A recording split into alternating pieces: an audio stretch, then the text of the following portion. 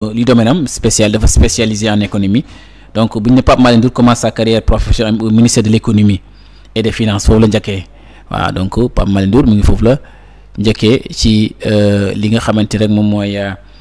ministère des finances de l'économie la commencé carrière am plus précisément à la direction de la prévision des études économiques où il travaille de 2012 à 2019 boo xoolee mbokk yi 2012 2019 le Pape Malick Ndour dugg ci li nga xamante ne mooy ministère de l'économie et des finances ci direction bi nga xamante mooy direction de la prévision et des études économiques voilà moom foofu la nekkoon de 2012 ba 2019 donc dañuy gis ne Pape Malick dafa spécialisé en économie en tant que macroéconomiste il a été impliqué dans la planification économique notamment dans l'analyse et la prévision des agrégats du tableau des opérations financières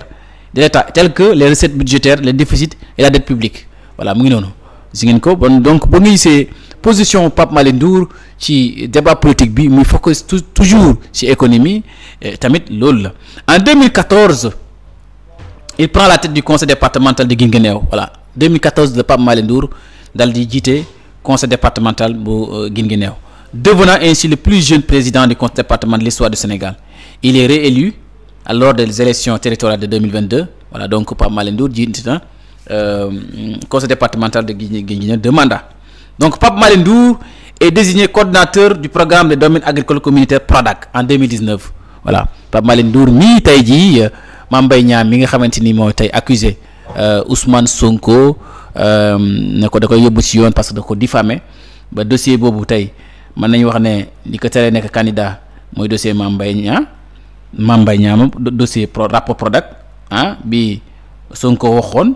rapport boobu ba tey actuel premier ministre de la République nee na mu ngi ci taabalam bi Mame Mbaye Niang actuellement Mame Mbaye Niang moom dafa daw wala nekkul fi ci réew mi daal ak lu ñu ci mënta nekk daal fu ñu toll ni boo neew ci réew mi dañuy wax da nga daw kon nga gis ne ci dossier boobu ba tey maa ngi ci Pape Malick Ndour moo nekkoon coordinateur PRODAC waaw loolu c'était en 2019 la nekkoon le coordinateur du programme des domaines agricoles communautaires ñu ko wooyee PRODAC en 2019 la ko jiite woon dans un contexte marqué par des vies polémiques marqué par des accusations de détournement de fonds au sein de l'institut de temps du ministre Mame Mbaye Niang voilà fii nag moom la xawoon a naqadee ak Mame Mbaye Niang parce que dëgg yàlla jamono jooju neexut ak Mame Mbaye Niang waaw xam nga ñoom rek seen biir ñoo waa APR xëy na dañu amoon waaye tey dafa mel ni ñoo ànd xam nga fi ñu toll nii dëgg yàlla bu fekkente ne on parle de reddition des comptes on parle de détournement de deniers publics on parle des associations de rapports CENTIF de si tàng jiri foofu ñu def ñoom benn commune mais 2019 nag ay polémiques yi doy waar moo ci ñëwoon ba xamante ni daal ministre Mame Mbaye Niang meroo woon na lool jamono ji doon murmure ne dafa am détournement ci PRODAC ñu ñëw ba tey Pape Malick Ndour est nommé ministre le 17 septembre 2022 mbokk jàppaleen bu baax le 17 septembre 2022 la nekk ministre de la jeunesse de l'entrepreneuriat et de l'emploi moo remplacé woon Néné Fatoumata Tall waaw donc foofu le 17 septembre 2022 la Pape Malick Ndour la ko Macky Sall fal ministre de la jeunesse de l'entrepreneuriat et de l'emploi mu remplacé woon foofu Néné Fatoumata Tall ça c'était le 17 septembre 2022 donc ci la ko Macky Sall nommé première fois l'histoire ministre jógee dëgg yàlla jógee conseil départemental de Guédiawaye de Guinguinéo maa ngi wax Guédiawaye ndaxte sama xel yëpp mu ngi ci Guédiawaye actuellement maa ngi section de recherche de Colobane di nuyu Serigne Mansour di nuyu Seyna Aline ñoom di jéego yëpp maa ngi leen nuyu donc mu ngi nekk lu xamante ni kon mbokk yi ngeen xamee ko noonu mu nekk 17 septembre 2022 ministre de la jeunesse de l'entrepreneuriat et de l'emploi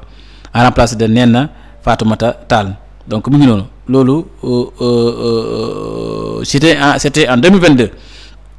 en 2023-2024 il occupe le ministre de la jeunesse de l'emploi et de l'entrepreneuriat sous le gouvernement successif de Amadou Ba et Sidiki Kaba voilà ñëwaat na moom Amadou Ba moom Pape Malick Ndour mi ñëwaat na 2023-2024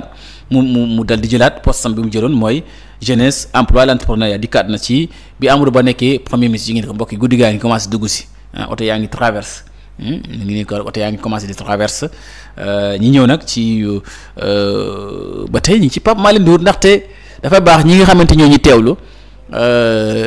tuuti ñu xam te jaaram daal voilà jaaram spécialisation économie la nekk na fi coordonnateur PRODAC nekk na fi président conseil départemental Guinguinéo nekk na fi ministre de la jeunesse de l'entrepreneuriat et de l'emploi loolu Macky Sall moo ko fal ministre mbokk yi ngeen dem ñu wéyal bañ bu wéyal ba léegi nga xam ne rek donc position Pape Malick Ndour lu mun a muntu jàppale du Macky Sall muntu taxaw lu du Macky Sall ndaxte gis na ni yenn responsabilité te bu ñu xoolee mbokk yi de 2012 ba 2019 lu dugg ministre de l'économie ak yooyu yëpp am fa nekk ci benn poste de direction gars yi politiciens dañuy seen biir dañuy jàppalante waaw ku la jàppale na nga jàppale ko waaye nag tamit réew mi Sénégal a ko bokk réew mi benn politicien moom lu ko maa ko wax ba sàmbali ci ma dem bu ko defee bu ñu jógee ci loolu dañu ñëw ci ku moom Pape Malick Ndour bu ñu ñëwee ci controverse et polémique au cours lan lañ mën a wax fii au cours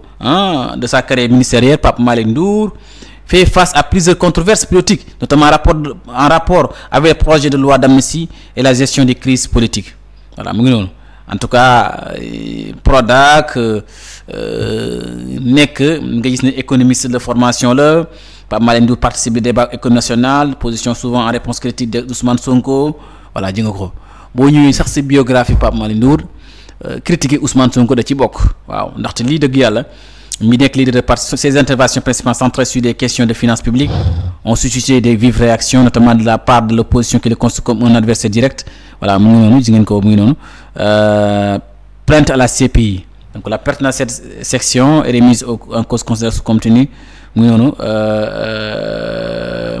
ji ngeen ko dans cette même période marquée par des tensions politiques Juan Branco avocat connu pour son engagement en faveur des droits humains a déposé une plainte à la Cour pénale internationale CPI. Cette plainte visant 112 personnalités dont Pape Malick Ndour a pour but d'attirer l'attention de la communauté internationale sur ce que l'avocat décrit comme des crimes contre l'humanité, des actes de répression par le gouvernement, incluant l'utilisation alléguée de nervis contre des opposants politiques. Donc plainte à la CPI moo sañ ko déposé Juan Branco moo ko déposé cité si Pape Malick Ndour na si da see bokkoon donc mu ngi noonu Pape Malick Ndour daal dëgg yàlla suñ koy nekk fii di ko nettali dañuy dal di expliquer bu baax a baax ndaxte comme ni ma ko leen waxee rek mu ngi noonu tey daal lañ ko convoqué fi nga xamante rek moom mooy section de recherche bu Colobane actuellement nii leen maa ngi commencé dugg si ndànk-ndànk ni mais terul da ngeen daal di comprendre qu'est-ce qui se passe ma njëkkal leen tuuti rek ci jaaru Pape Malick Ndour comme wax naa leen ne mu ngi judd atam 1984 ci Mbadakhoune nekk ci région de Kaolack Pape Malick Ndour est jusque-là le plus jeune président du conseil départemental de l'histoire du Sénégal, fils de l'ancien président de l'ex-communauté rurale de Mbadakhoune. Pape Malick Ndour est un macroéconomiste spécial des questions de finances publiques, une expertise qu'il met en œuvre au sein du ministère de l'économie et des finances. Le président du conseil départemental est par ailleurs titulaire de master de recherche en économie avec une spécialisation en économie monétaire, financière, bancaire à l'université Anta Diop de Dakar. Il est également titulaire d'une maîtrise en analyse et politique économie, l'UCAD sur plan politique. Pape Malick Ndour a été coordonnateur national adjoint et porte-parole du mouvement des élèves étudiants républicains, membre fondateur de la paix. Il est aussi responsable actif de la coordination des jeunes républicains. Yëpp nag mu nekk yoo xamante ni ci bokk na ci ay CVM alors mbokk yi mu ngi noonu donc di leen di.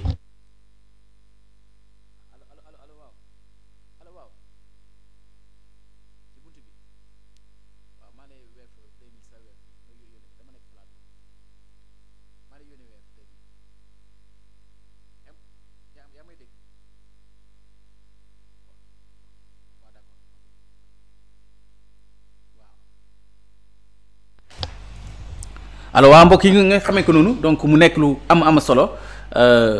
donc tey jii nii li ñu mën a wax rek mooy Pape Malick Ndour donc mu ngi noonu ni ko convoqué dañuy xaar seen say avocat ak la ñuy tukkee foofu ndaxte actuellement li ma leen di wax rek dara du leen fi umpu donc mu ngi noonu mu ngi noonu bu baax ngeen xamee ko noonu donc voilà donc mu ngi noonu voilà donc mu ngi noonu mbokk yi ami téléspectateur 2A TV donc la chaîne du peuple di leen wax rek ne leen jamono ji ñu toll nii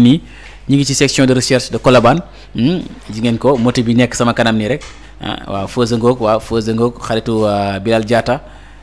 bu ñu jotee ñoom ñaar plainte ndeysaan mujj juboo nañ ji ngeen ko Feuza Ngok waaw borom moto baa ngoog dem na ngeen gis nag léegi nag oto yaa ngoog di xaar di nekk lu am solo comme ngeen gis ko nag maa ngi ndokkee bu baax a baax waaw donc mu ngi noonu ngeen gis ne mbokk yi alors la ngeen toog xaar bu baax a baax xaar seen réaction bu avocat yu Pape Malick Ndour ñi xaar lan mooy tukkee ci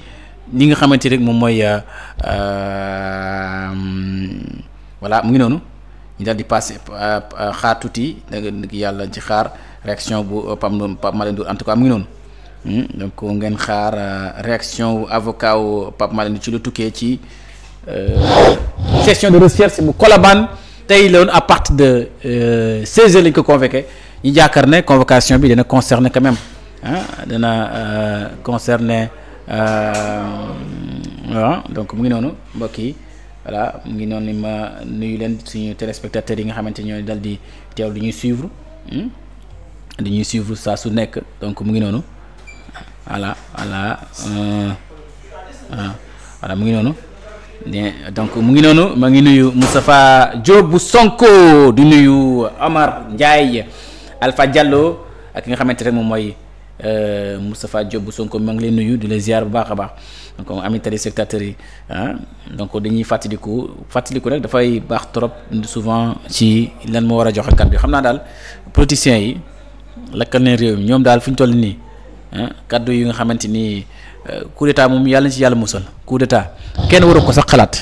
waaw ay coup d'état ay renverser pouvoir ak yooyu vraiment dans ce pays bi nga xamante ni démocratie moo ko dal di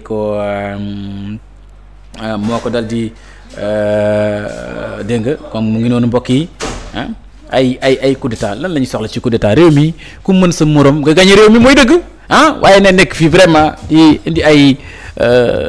dégg nga di indi ay fitna yu kenn xamul ay renversement transition woo Macky Sall mu jiite ko mais nag lu ci mënta xew rek dañuy xaar seen avocat yi ñuy wax ñi ndax lan mooy tukkee foofu ndaxte jamono ji ñu toll nii ñu ngi gis ci réseaux sociaux ñu ngi véhiculer ay information wante loolu tamit boo laajee ñu ko véhiculer da nga laaj la nga wax ne foo ko teg loo nga wax ne foo ko jëlee mun la ko wax en tout cas di nga xamal rek ne actuellement nii nañ déglu bi muy ñëw moom Pape Malick Ndour bi muy ñëw di wuyu ci convocation session de recherche de Colobane bi muy ñëw di wuyu ci dafa am loo xamante ni moo fa tukkee mooy dafa ànd ak maître Oumar Youm moo ko accompagné ak Abdou Mbow di l'honorable député ci l'Assemblée nationale moom it Abdou Mbow dafa nekk juge nag ci